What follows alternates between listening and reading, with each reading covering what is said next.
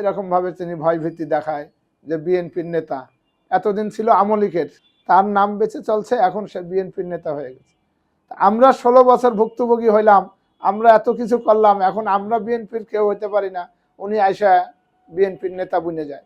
বিক্রি করলে ভাড়া দিতেই পারে। আপনি আমি বিক্রি করেছি, ওই আমাকে ভাড়া দিয়েছে, ভাড়া দেওয়ার কোনো প্রমাণ আছে? আরে কোথায় ওই করাই করেছে? ওই ভুয়া দলিল একটা করেছে, চিট দলিল, ওই দলিল বাতিলের বিরুদ্ধে মামলা করা আছে আমার।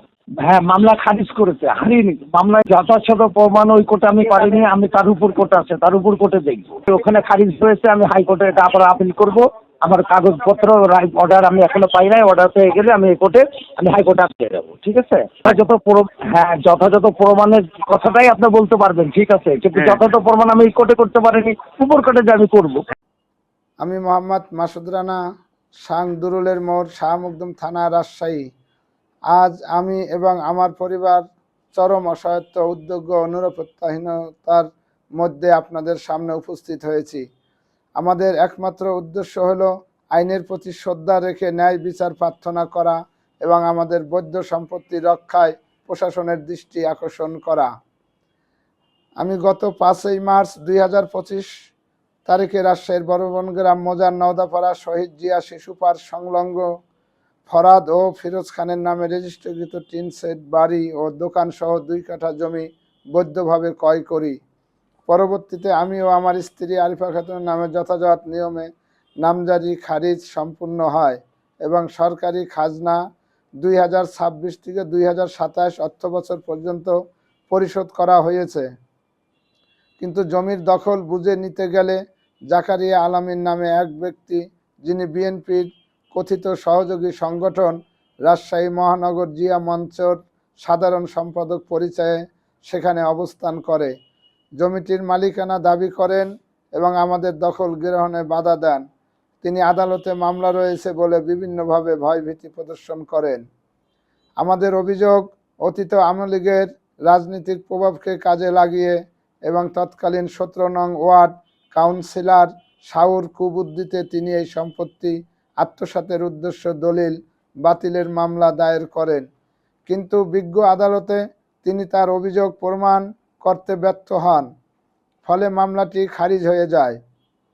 পরবর্তীতে আপিলের মাধ্যমে নতুন নতুন তথ্য সংযোজন করে আদালতকে বিভ্রান্তি করার চেষ্টা করা হলেও সেটিও সফল হয়নি।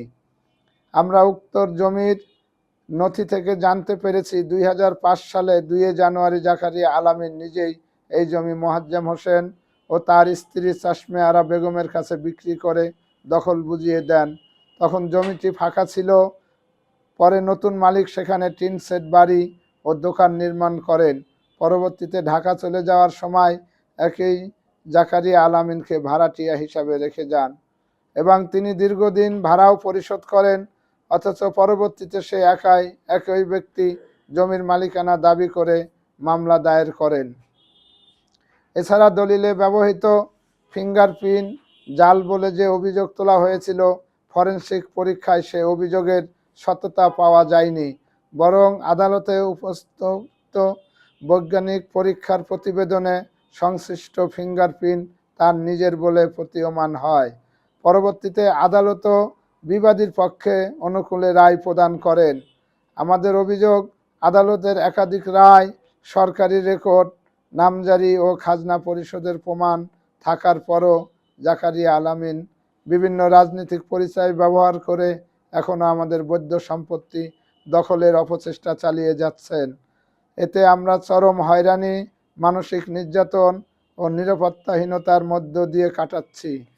আমরা দূরভাবে বলতে চাই, আইনের শাসন প্রতিষ্ঠিত রাষ্ট্রে আদালতকে রায়কে অপেক্ষা করে সরকারি কাগজপত্র অস্বীকার করে কিংবা রাজনৈতিক পরিচয় ব্যবহার করে কারো বৈধ সম্পত্তি দখলের চেষ্টা কখনোই গ্রহণযোগ্য হতে পারে না।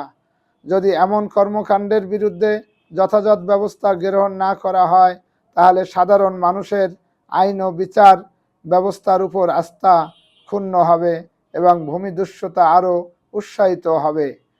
তাই আজ এই সংবাদ সম্মেলনের মাধ্যমে আমরা গণপ্রজাতন্ত্রী বাংলাদেশ সরকার, মাননীয় ভূমিমন্ত্রী, রাজশাহী জেলা প্রশাসন, পুলিশ প্রশাসন, আইন শৃঙ্খলা রক্ষাকারী বাহিনী এবং দুর্নীতি দমন সহ সংশ্লিষ্ট সকল কর্তৃপক্ষের প্রতি জোর দাবি জানাচ্ছি।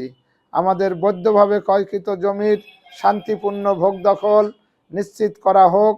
আদালতের রায় দ্রুত বাস্তবায়নের কার্যকর ব্যবস্থা গ্রহণ করা হোক। জমি দখলের অভিযোগ, ভয়ভীতি প্রদর্শন ও হয়রানির বিষয়টি নিরপেক্ষভাবে তদন্ত করা হোক। রাজনৈতিক পরিচয় বা প্রভাব খাটিয়ে সাধারণ মানুষের সম্পত্তি দখলের অপচেষ্টার বিরুদ্ধে কঠোর আইনগত ব্যবস্থা গ্রহণ করা হোক। আমাদের পরিবার ও সম্পত্তির নিরাপত্তা নিশ্চিত করা হোক, যাতে ভবিষ্যতে কোনো ধরনের অনাকাঙ্ক্ষিত ঘটনা না ঘটে। আছে এখানে জাকারিয়া আলামিন যে জমিটা বিক্রি করেছে, উনি একটা হলফনামার মধ্যে লিখে দেয় যে আমি এই জমিটা বিক্রি করলাম, আমার নামে এত এত নাম্বারে একটা মিটার আছে, মিটারটা ওনার নামে ট্রান্সফার করে দেন, এরকম একটা হলফনামা দিয়ে। দলিত রেজিস্ট্রিকৃত, তা আপনার একটা মিটার আছে, কারেন্টের মিটার, মিটারটা ওনার নামে হস্তান্তর করে দিয়েছে এই যে স্ট্যাম্পের মাধ্যমে। এবং ওনার যে এই মিটারে যে সরকারি খাতে যে জমা টাকা দেওয়া আছে, সেই টাকা দেওয়ার জমা বই এই যে এটাও ওনার নামে দিয়ে দিয়েছে।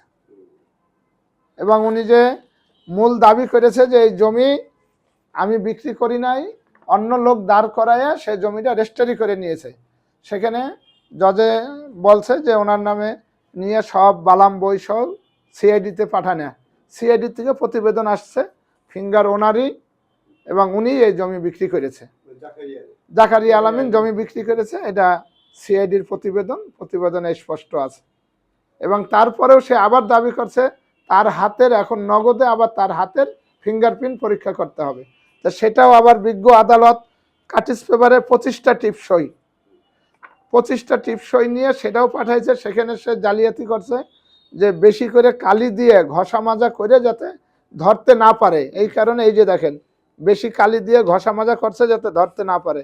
এই যে 25টা তার ফিঙ্গারপ্রিন্ট 5টায় দেওয়া হয়, এবং এখানে সিআইডির রিপোর্ট আসছে দেখেন বেশি কালি যাতে ধরতে না পারে, কৌশলে করেছে। তো কিন্তু সেটাও হ্যাঁ আছে, সেটাও বৈজ্ঞানিক মেশিনে সিআইডি এক্সপার্টে ধরা পড়েছে যে এটা তার, এবং সেটাও রিপোর্টে উল্লেখ করে দিয়েছে যে সে বেশি কালি দিয়ে ঘষা মাজা করছে যাতে মেশিনে ধরতে না পারে।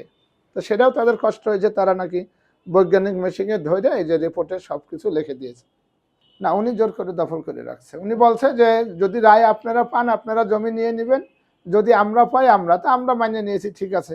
তো এখন আমরা রায় পাইছি, এখন জমি উনি ছাড়ে না, এখন উনি বিএনপির নাম বেচে, তারপরে ওই যে জিয়া মঞ্চ নতুন এরকমভাবে তিনি ভয়ভীতি দেখায় যে বিএনপির নেতা। এতদিন ছিল আমলিকের সাউ কমিশনের সংস্থা, এতদিন ছিল, তার নাম বেচে চলছে, এখন সে বিএনপির নেতা হয়ে গেছে। আমরা 16 বছর ভুক্তভোগী হইলাম, আমরা এত কিছু করলাম, এখন আমরা বিএনপির কেউ হইতে পারি না, উনি আইসা বিএনপির নেতা বনে যায়। না, এরকম আর কিছু সহযোগিতা করার তার পিছনে দেখি না।